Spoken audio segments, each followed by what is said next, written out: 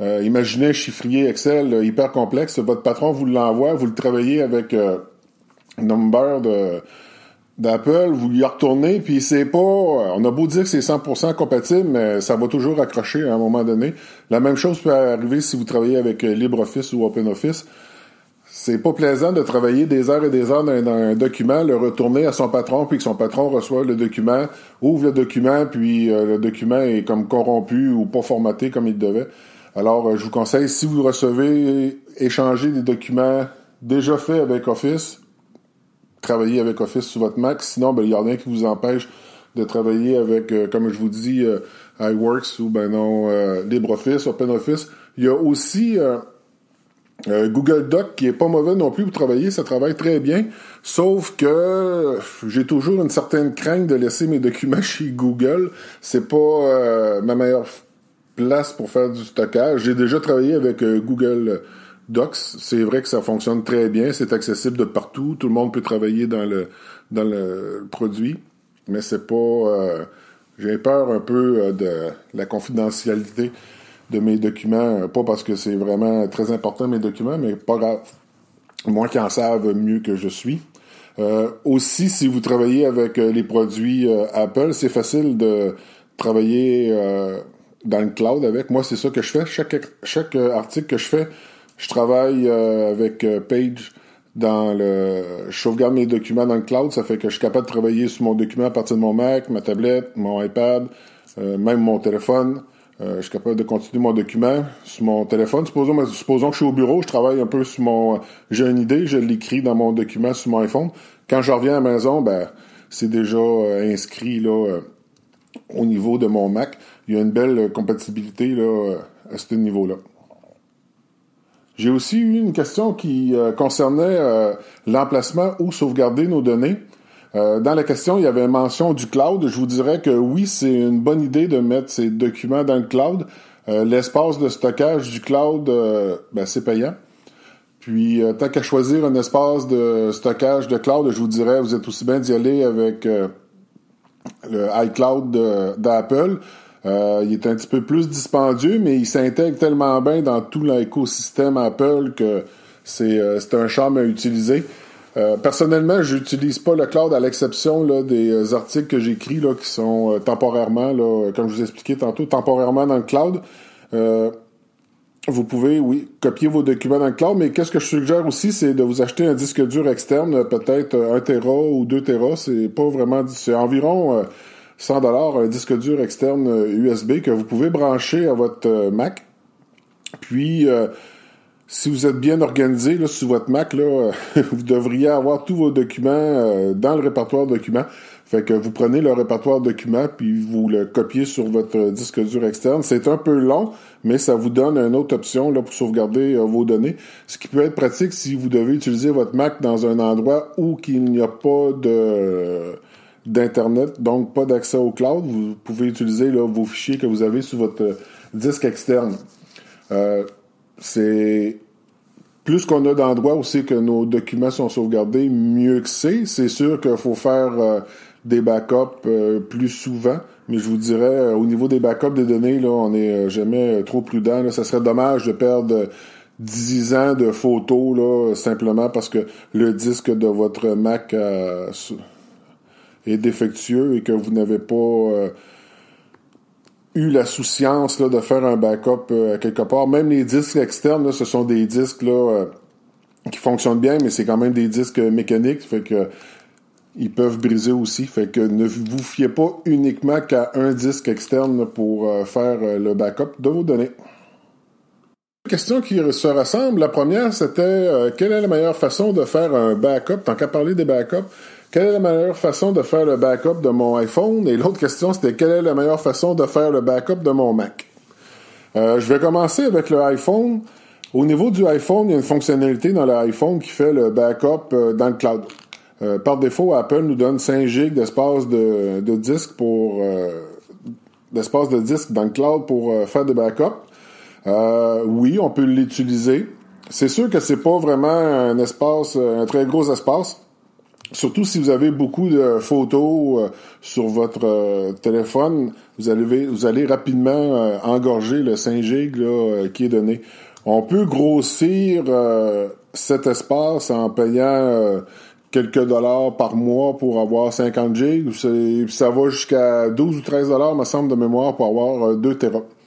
C'est sûr que faire son backup sur le cloud, c'est une bonne option pour l'iPhone, mais qu'est-ce que je préfère, moi, c'est avant de faire une mise à jour ou une fois de temps en temps, je branche mon iPhone à mon Mac ou même à votre PC, ça fonctionne aussi, et j'utilise iTunes. iTunes, c'est pas le logiciel le mieux fait, mais au niveau des backups, il fait le job. On peut dire à son iTunes de backuper le téléphone, puis je vous suggère fortement d'y aller avec un backup encrypté, ce qui permet de sauvegarder plus de données, étant donné qu'il est encrypté, là, ça sauvegarde le keychain, l'ensemble de vos mots de passe, les données de santé, me semble, puis il y a un autre truc que ça backup aussi. Une fois de temps en temps, vous branchez votre iPhone à votre Mac, vous démarrez iTunes, puis vous faites un backup, là, pas une synchronisation qu'il fait là, quand il est branché, mais c'est vraiment en bas, là, si vous cliquez sur le petit icône là, de votre iPhone en haut à gauche, vous pouvez aller en bas et sélectionner backup encrypté. Il va vous demander un mot de passe, puis vous lancez le backup, il prend l'intégralité de votre iPhone. C'est la meilleure façon de backuper votre iPhone. Pour ce qui est du backup du Mac, moi j'utilise, il y a une superbe fonctionnalité dans macOS qui s'appelle le Time Machine. Time Machine, qu'est-ce que ça fait? C'est que ça prend votre Mac, ça le backup sur un support externe. Tantôt, je vous parlais de disque dur externe. Vous pouvez vous acheter un disque dur externe, brancher ça sur le port USB, aller dans les préférences au niveau de la Time capsule, puis dire de faire des backups sur votre disque externe. Qu'est-ce que ça fait? C'est que quand vous branchez votre disque externe, votre Mac se rend compte que le disque est là et il démarre une copie du Mac. La première copie, là, c'est vraiment long, là. Pensez, calculez ça en heures, surtout si vous avez un disque assez volumineux et qui est assez plein sur votre Mac. Vous pouvez le laisser le brancher là toute la nuit, puis ça va prendre extrêmement du temps, parce que c'est le premier backup, il ramasse tout ce qu'il y a à ramasser sur votre Mac. Les autres backups sont beaucoup moins longs parce que il prend juste le delta, la différence, il copie les nouveaux fichiers qui ont été changés, tout ça. Mais c'est une solution de backup qui est quand même assez... c'est une excellente solution de backup qui vous permet, si vous changez de Mac, de brancher votre disque externe sur votre nouveau Mac, puis lui dire de récupérer à partir d'un backup de la capsule.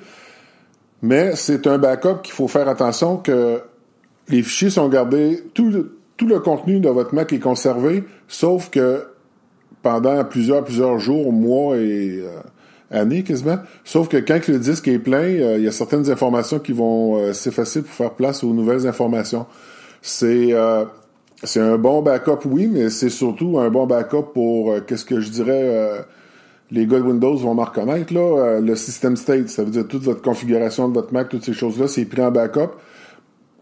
Mais les fichiers, ça se peut qu'ils en disparaissent un peu, là, si votre disque, là, est plein, ou si vous faites ça sur une clé USB, c'est sûr qu'à un moment donné, il va manquer d'espace. Fait que c'est une bonne façon, oui, de faire le backup, mais il faut savoir que si vous avez des fichiers, ça fait 10 ans que vous faites vos backups avec votre disque externe, il y a des fichiers qui sont disparus. Puis aussi, au niveau de la récupération des fichiers, c'est super facile. On a juste à aller dans le Time Machine, puis sélectionner la date, puis on voit tous les fichiers, on voit tous les répertoires de votre Mac, puis on peut récupérer un fichier précisément à la date voulue.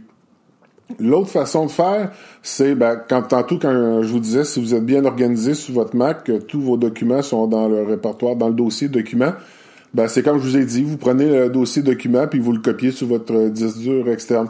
Comme ça, vous êtes certain d'avoir tous vos documents sur votre disque, puis ils ne seront pas effacés là, par la copie du Time Machine. Fait que pour moi, c'est exactement ce que je fais au niveau de mon Mac à la maison. J'ai une capsule Time Machine. Aussitôt que mon Mac se rend compte, il y a une fréquence là, de backup qui consulte là, pour faire ses backups avec le Time Machine. Aussitôt qu'il se rend compte que ça fait peut-être 1 heure qu'il n'a pas fait de backup, qu'il n'a pas pris les derniers fichiers modifiés, ils les prennent, ils les envoient dans la capsule. Si vous avez... moi, j'ai une mini clé USB de 128 GB aussi sur mon Mac qui fait partie des destinations là, de copies pour la capsule. Il se rend compte que ça fait 2 heures j'ai pas fait de copie sur la clé USB. Il en start une. Puis c'est quelque chose là qui c'est transparent. Vous ne voyez rien passer à l'écran, à l'exception en haut dans la barre de menu qu'on va voir là l'icône de la Time Machine, là, comme présentement, là, il est en train de faire un backup là, il est à 2.3 MB sur 293 MB de backup. Fait que soit qu'il fait un backup là, sur ma capsule ou sur ma clé USB, je vais vérifier, il fait un backup sur ma Time Capsule que j'ai. Là, le Time Capsule, c'est un device là, fait dans le temps là, par Apple. Là, c'est sans fil, c'est branché sur le réseau avec un disque dur à l'intérieur. Puis là, présentement, il est en train de faire le backup là, de mon Mac là-dessus au moment que je suis en train d'enregistrer le podcast avec GarageBand. Ça répond à vos questions au niveau de comment faire un backup sur de votre Mac ou de votre iPhone. C'est ce qui me fait à la 5e émission déjà. On est déjà... la 5e émission est déjà dans la boîte. Vous pouvez me rejoindre sur Twitter et Facebook en faisant la recherche de mon blog Apple. Vous pouvez me laisser des questions que je vais peut-être y répondre au prochain podcast. Il y a aussi sur mon blog, dans la section de droite, vous allez voir... tantôt, je vous parlais de mes jeux. Si vous voulez aller voir ça a l'air de quoi, vous pouvez cliquer sur la publicité des jeux, ça va vous diriger là vers iTunes. Vous pouvez aussi vérifier sur ma page, il y a le défi des 1 million de téléchargements. Vous pouvez aussi avoir accès à mes jeux, là, voir un peu de quoi ça a l'air en passant par là. Ici, Sylvain Lafrance, je vous remercie de m'avoir écouté. On se dit à la semaine prochaine.